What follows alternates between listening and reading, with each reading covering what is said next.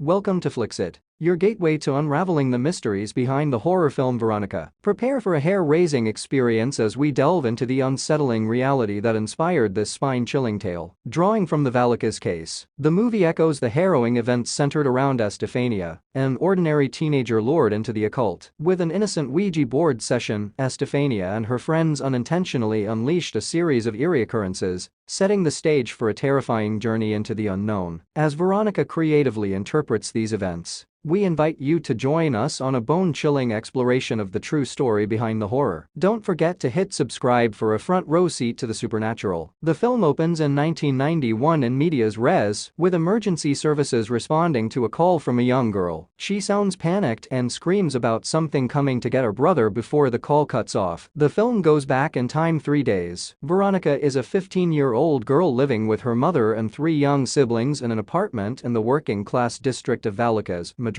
Their father recently died, and their mother works long hours at a bar to support the family, leaving Veronica in charge of her younger siblings, twins Lucia and Irene, and Antonito. On the day of the solar eclipse, her teacher explains how some ancient cultures used eclipses to stage human sacrifices and summon dark spirits. Veronica and her friends Rosa and Diana go into the basement to conduct a seance using a Ouija board. Veronica wants to reach out to her late father and Diana, her late boyfriend, who died in a motorcycle accident. Rosa and Diana pull their hands back when the glass cup becomes too hot. Veronica's hand remains on it, and at the moment of the eclipse, the cup shatters, cutting her finger and dripping blood onto the board. Veronica becomes unresponsive, whispering something repeatedly, then lets out a demonic scream. She wakes in the school nurse's office, who tells her she probably passed out from iron deficiency. Veronica over the next few days as she experiences terrifying and increasingly violent paranormal phenomena surrounding. The effects of her possession reach a point where they're almost constant,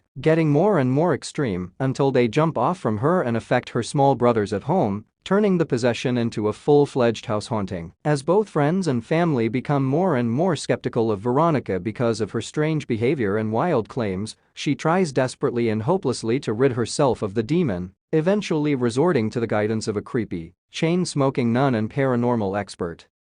The nun, nicknamed Sister Death, mentors Veronica in the dark arts, showing her the sketching of magic runes and the performance of demon-ridding rituals. In an attempt to save the girl's soul, Veronica draws protective Viking symbols for the kids only for the demon to destroy them. She tries to help Lucia when the spirit chokes her, but Lucia says it was Veronica who was choking her. Veronica wakes up to find that she's on her first period. As she scrubs her mattress, she finds burn marks on the underside. She also finds on each of the kids' mattresses a large burn mark in the shape of a human body. Sister Death tells Veronica that she used to see dark spirits when she was younger and intentionally blinded herself in an unsuccessful attempt to stop the visions. Veronica can force the spirits to leave by doing right what she did wrong, as it is important to say goodbye to the spirit at the end of a seance. Veronica asks Rosa and Diana to hold another seance, but they refuse. Rosa reveals that at the seance, Veronica whispered that she herself would die in 5 days. Desperate, Veronica decides to hold the seance with her siblings. She has Antonito draw the protective symbols on the walls, but he flips to the wrong page and instead draws symbols of invocation. When she tells the spirit to say goodbye, it refuses. She calls the police at one point. Vero sees the entity take Antonito, and she rushes to save him, leading all 3 siblings out of the house and outside to the cops and their mom. But once she gets to the door, Vero realizes she's not holding Antonito,